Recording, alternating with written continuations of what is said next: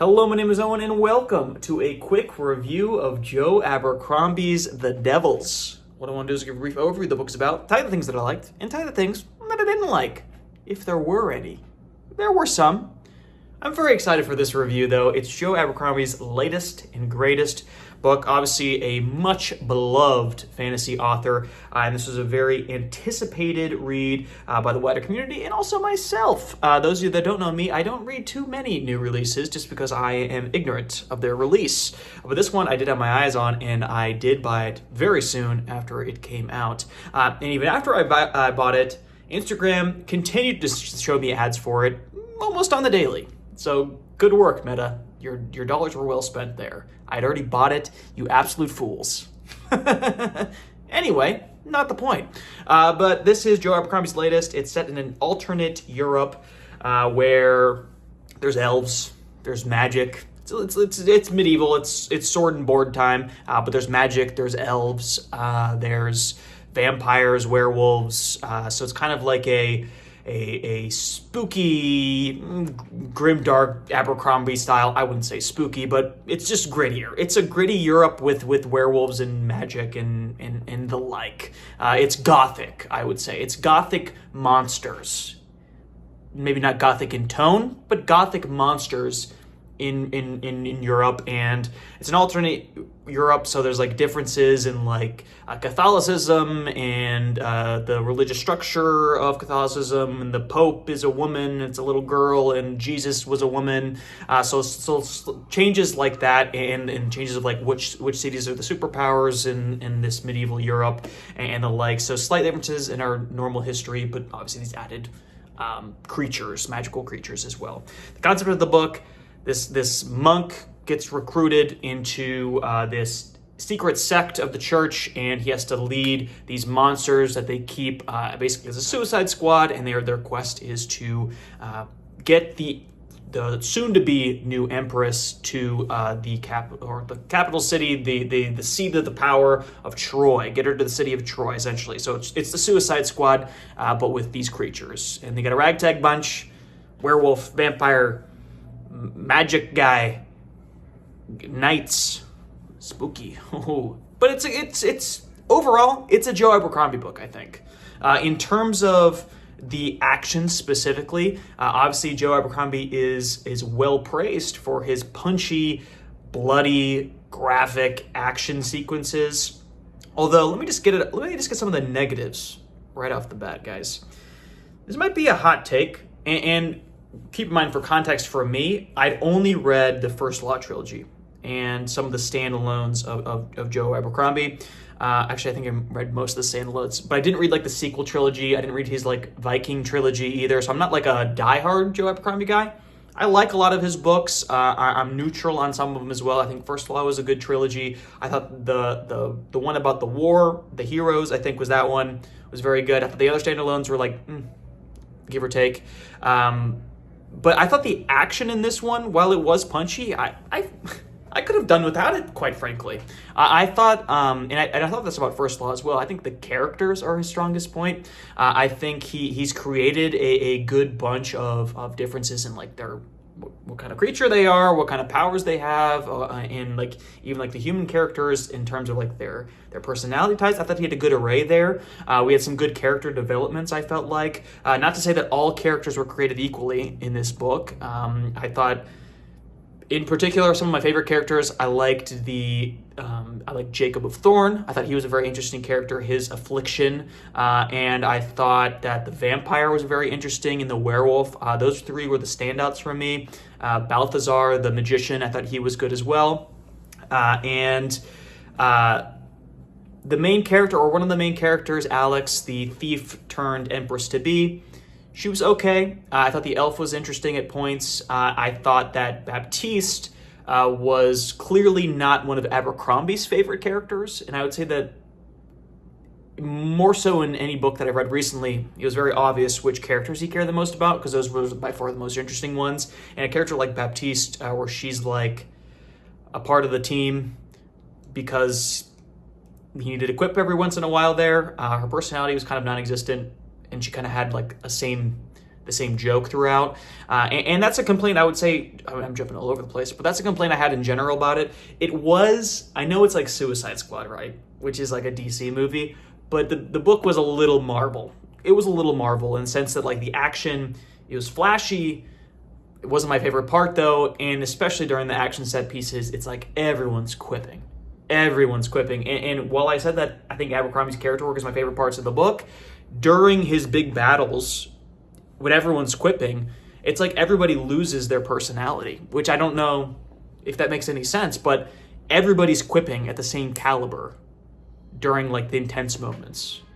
Even like Sunny, the elf character, who's more quiet, more reserved, definitely a kind of fly on the wall type character.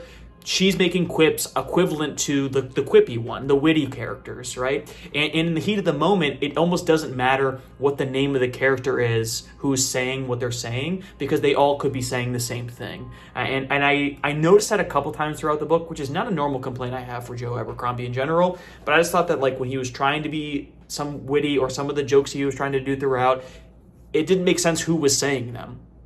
And I don't know if it was like there was too many jokes, and it's not a complaint I had overall with it. I'm like, oh, he's trying to be funny, but it wasn't funny. I just thought that there was moments where it did feel out of place to me, and I did note it. And there's nothing wrong with having funny characters, but you don't need to make every character tell a joke. Like, you just don't, right? You can have a couple characters have a back and forth, and then he's good at this too, outside of these quip moments. Each character is funny, if they're funny, for a different reason. It could be the dry humor. It could be that they're an idiot and they don't know they're an idiot. It's like the lack of self-awareness. We laugh at them. Some characters are just funny. They have funny quips. And some characters, like, they're like, oh, why does this always happen to me type characters. And then once we get into battle, they're all making quips. So like the humor, like, Abercrombie is funny. I think he's a funny writer. I don't laugh ha-ha at books. I know it's something we discussed in the past. I think it's weird if you laugh ha-ha out loud. It's not weird, maybe. I'm like, come on, you can hold it in, though. Anyway, irrelevant. But I just thought that overall he is funny. I just thought that there was moments where I'm like, this didn't work. You didn't need to do this. You're overdoing it, perhaps. And maybe that's why I didn't like some of the battle sequences. And I also just felt like the battle sequences in general started to get a little bit repetitive. Which goes to my main complaint of the book, is that... And let me just, before I go into this because this is a fairly big criticism, I want to say overall, just because we're 8 minutes into this video, overall, I actually really liked the book. So, and we're going to get back to that part. So I get back to that part. So if you're on the fence about reading it, because I feel like I've seen a lot of mixed reviews, some people didn't really like it at all, they were disappointed. Other people liked it, which is good. And I'll talk more about why I do like it. But just to get this last big criticism out of the way, I felt like the setup was very interesting. The conclusion of this book is very interesting. It's around 550 pages, at least the Kindle edition I read was. However, the beef of this story, the middle chunk of this story, I think is overlong. And the reason it feels overlong is maybe because I don't enjoy the action sequences as much as maybe other people do, which is why he's so good at writing them. Maybe he thinks that he needs to add a bunch of them in there. I found them a little bit repetitive, and I found the whole middle sequence, the journey of this novel, to be very formulaic almost. And it was very, how can I word this? It was very, this happens, then this happens, then this happens, then this happens, rather it being, this happens, and because of that, this happens, and because of that, this happens, and this person does this, and it causes this, which leads to a kind of like buildingness that a lot of great books have, a lot of great stories have. It's an inciting incident, and there's a story structure here. There is an inciting incident which causes the events, but the middle chunk of this, the journey of it, it felt like you could have cut the third battle in the center section. And throughout this whole journey, they're fighting these different brothers. Our main character Alex's supposed cousins, I believe. They're all cousins, and there's 4 of them, and she's fighting all of them along the journey. You could have took cousin 3 and moved him to cousin 1 slot, and 1 to 2, and 2 to 3, in any order you wanted, and it wouldn't really have mattered. there was very few things that were consequential in each of those fights. It's a specific challenge, and they get out of the challenge in a different way, in a different setting. The flavors were all different, but the food was the same, essentially. It was very this, then this, then this, then this, not a sequence of events that relied upon each other, which I think is a basic storytelling flaw, I think. Not that it makes it bad, but it's an inherent flaw in the storytelling itself, where things feel like they're not building on each other. And in that regard as well, it also hurt where there's a period of the book where the characters are all split up. And because all these events aren't connected, there's no momentum or domino effects of the events that are happening. It almost didn't matter, like when the booster sped up, who was in each group. Because there are moments where like this character saves them using their power. And each character has like their moment where they save the day. But it felt like, okay, but it could have been solved by anybody. And there was these moments where I had this cognizant thing where I'm like, well, instead of the magician casting a really good spell to save the day, like it felt like the werewolf could have just like became angrier and killed them, and it would have made just as much sense, because there was no build up in any of these actions. There was no like this person is the only one in this scenario where they could do it. It was like a fight happens, they're gonna die, this person saves them. Walk, walk, walk, walk, walk, walk. Ambush! They're in a fight, they're all gonna die, this person saves them. And it was just like, right? Because it's just a trek, right? And there is like throughout, and not to say that the whole thing is a complete bore, right? There is some character building. There's a lot of character dynamics built throughout. And I think I had this problem, I think it was Red Country, was the Joe Abercrombie other standalone, where it was very similar, where it was a journey. I remember my complaint in my head, I don't even know if I did a review yet, of this book being the journey of it felt boring. So maybe he's just not a journey guy, because when they get to their destination at the end, it starts to juice up, right? There's a little bit of politics, there's a little bit of city dynamics, which he was good at and very good at in First Law. In the beginning of the book is saying, well, you're kind of learning the world, learning the dynamics of the people. That's where I feel like Abercrombie shines. He does not shine on the journey. But that being said, moving over to some of the positive things, despite all of what I said it was overlong, I said it was repetitive. You're thinking, this guy must hate the book, even though he said he likes it. Like, what does he like about it?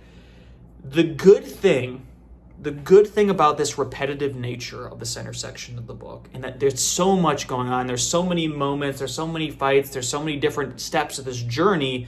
While I wish they were more consequential maybe, or more interconnected maybe, more of a domino effect of if this, then this, then this, rather than just then,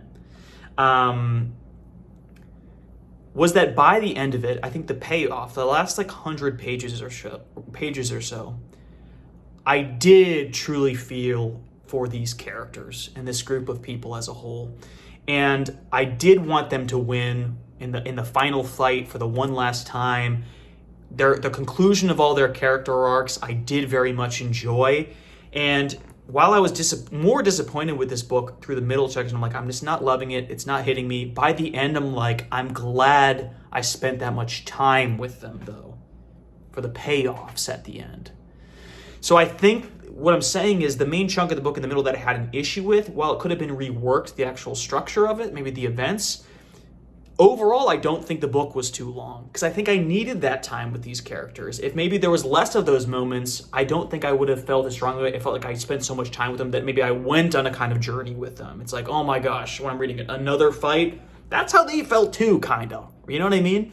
So I almost like disagreed with myself as I was reading the last portion of the book, because I had those thoughts that I just shared, my criticisms while reading. But when I got to the end, I'm like, but I feel like it was worth it. And even though it's not perfect, I would have hoped that it would have been written slightly differently. I still enjoyed the journey of it, even if I didn't enjoy his writing of a journey. Does that make sense? Because, and what I really liked about this book too, and this kind of goes into an unpopular criticism of the First Law trilogy.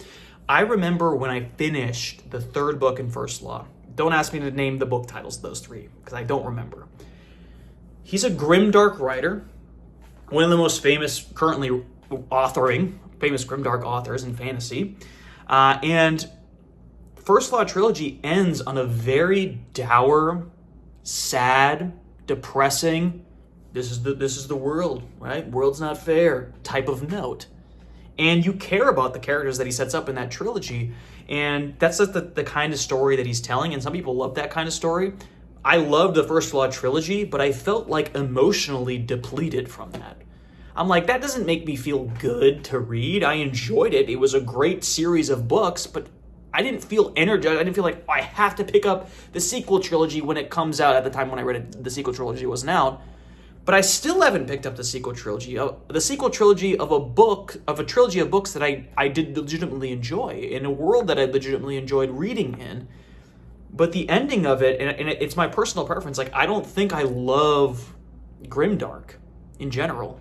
I didn't like that feeling where I'm like, well, what's it all matter for? Oh, there's more books, you're just going to make me care for them again and then just make them all sad at the end or make them blow up or something? Whoa, fun.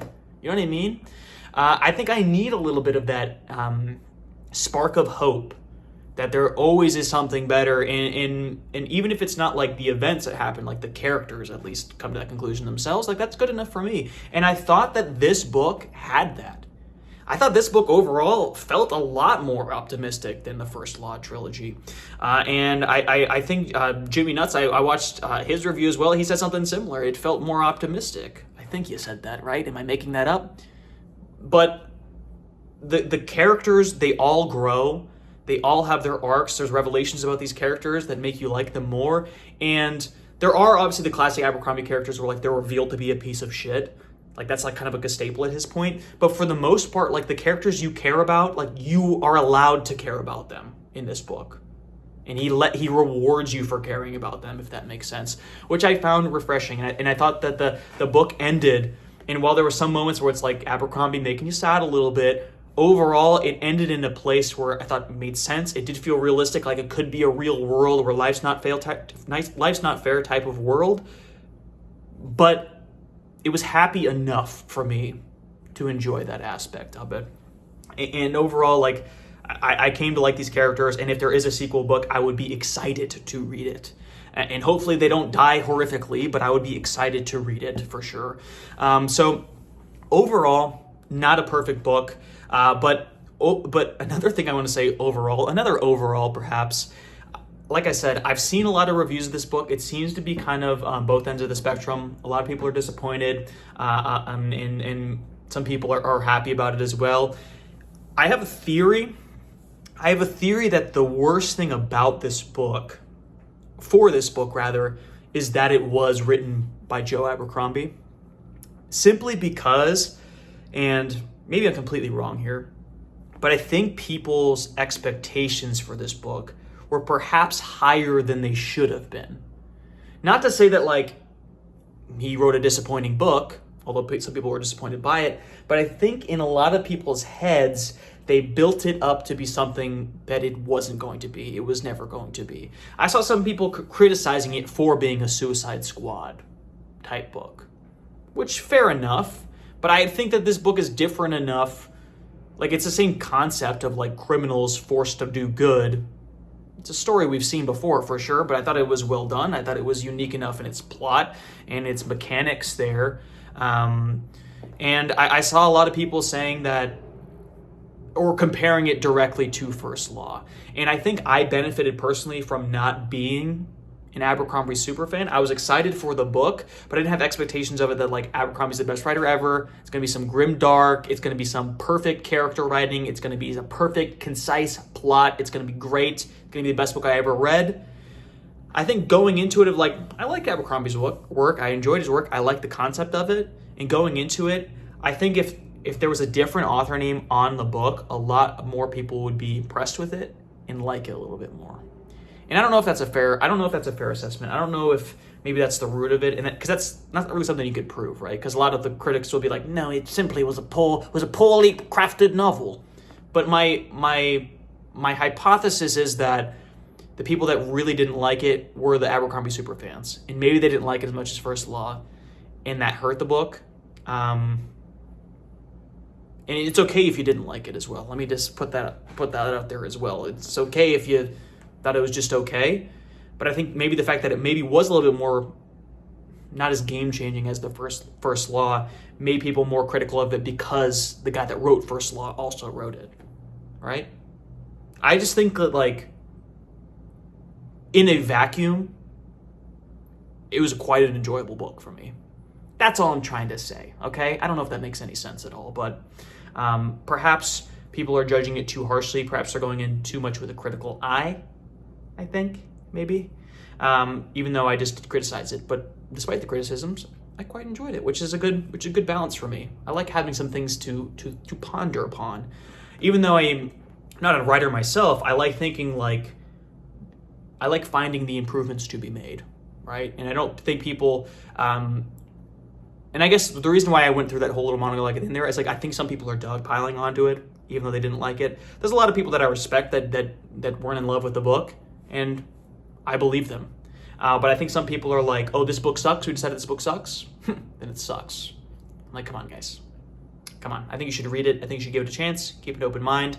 That goes for books like this. This goes for books like that are popular and you hate them just because they're written for a different audience. Have an open mind for these things, guys. And if you look for the good things, you will tend to find them. And overall, I was very happy with the Devils. The Devils. I was very happy with the Devils. Be sure to like and subscribe if you liked the video and you want to see more like it in the future. Let me know your thoughts of the Devils below, if you liked it, if you didn't like it, and maybe some thoughts along the way. What impressed you about it? I want to hear, like, your guys' genuine thoughts about it. I really don't care about your thoughts on the commentary of it, like your thoughts on other people's thoughts, because I already did that, guys. And my opinion's right. But I want to know what you thought about the book. What'd you like? What'd you didn't like? What'd you didn't like? You know what I mean? Thanks for sticking around.